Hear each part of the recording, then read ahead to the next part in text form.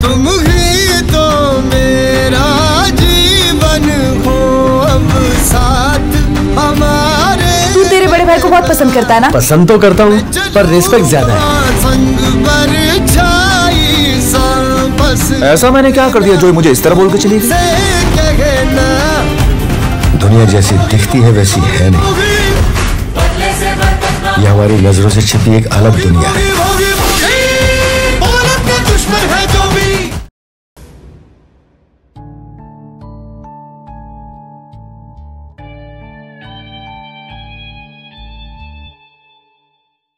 बदला तर मी घेणारच।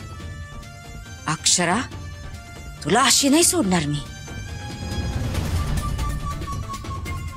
माझी ही अशी गत केलीस ना, मी तुलाही भीक मागायला लावणार।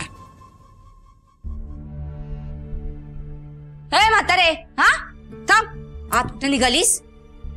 मी आणि माझा नवरा इथं कसा बसा राहतोय, जीव गुदमरतोय आमचा, आणि तू चालली बसताना मांडायला। अगं ए, काय करते?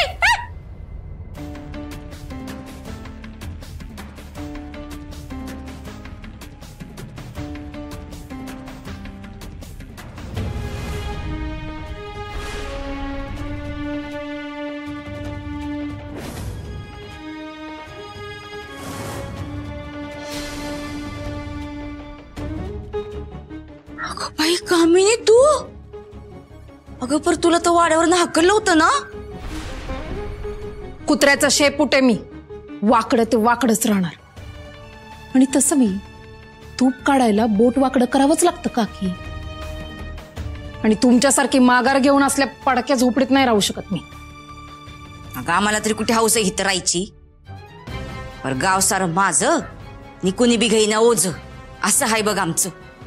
पर कधी इथनं बाहेर पडेन असं झालंय बघ मला। काका कुठे? गेले असतील वाड्यावर अक्षराचे पाय धरायला। किती बी पाय धरला ना तरी आपल्याच पाठीत लाथा पडणार आहेत। एकटी कुणाशी बोलायला लागली कामिनी? तू इथं का? शॉक बसला? मला बघून शॉक बसला का त्या अक्षराने लाथडवलंय म्हणून शॉक बसलाय? तसं नाही, मी तर वाड्यावर गेलो होतो त्या अक्षराला घोळात घ्यायला। तू तिकडं काय वेगळंच चाललंय? आता आणि काय झालं तिकडं? अगो तुला सांगतो, तिथं अश्विन आलाय, अश्विन।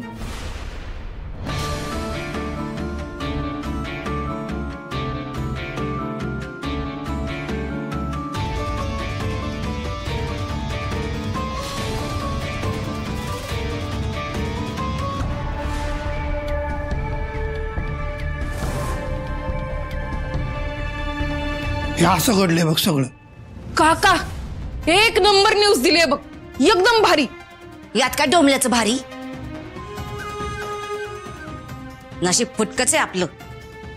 काकी असू दे, आता तुम्ही फक्त बघत राहा। लोखंड गरम आहे, आता आपला घाव वरमी बसणार।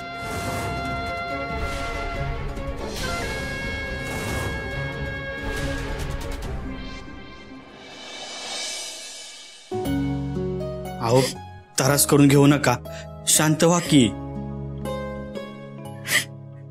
शरू, तू अश्विनवर खूप मनापासून प्रेम केलंस, त्याचाच त्रास होतोय ना आता? समजू शकते मी बाळा,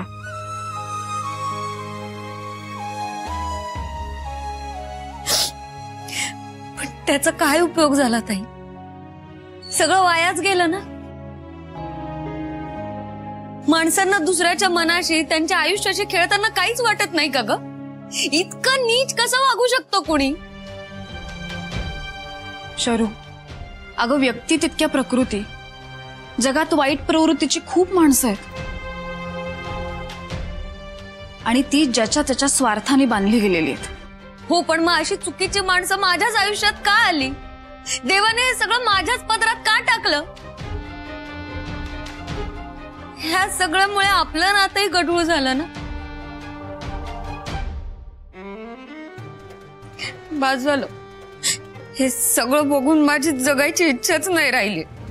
शरू, बास झाला तुझं। पुन्हा जर असं बोललीस ना तर याद राख. अगं आम्ही सगळे आहोत ना तुझ्या बरोबर. मग तुझ्या अवतीभोवती जी चांगली माणसं आहेत त्यांचा का नाही विचार करत आहेस तू? आणि तो तुमचं नातं नासवून नाही गेला, उलट स्वच्छ करून गेलाय बघा. अहो यानं ना तुमच्या नितळ नात्याचा तळ दिसायला लागला आहे. तुमचं नातं ना अजूनच घट्ट झालंय बघा.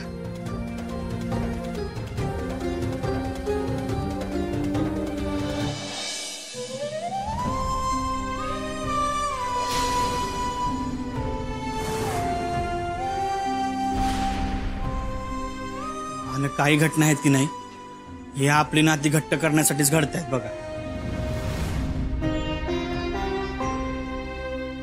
त्यावेळी आपल्याला कळतंय की आपलं कोण आहे, परक कोण आहे. आणि अशा वेळी आहे ना आपल्या नात्याची ईन अधिकच घट्ट करायची असते.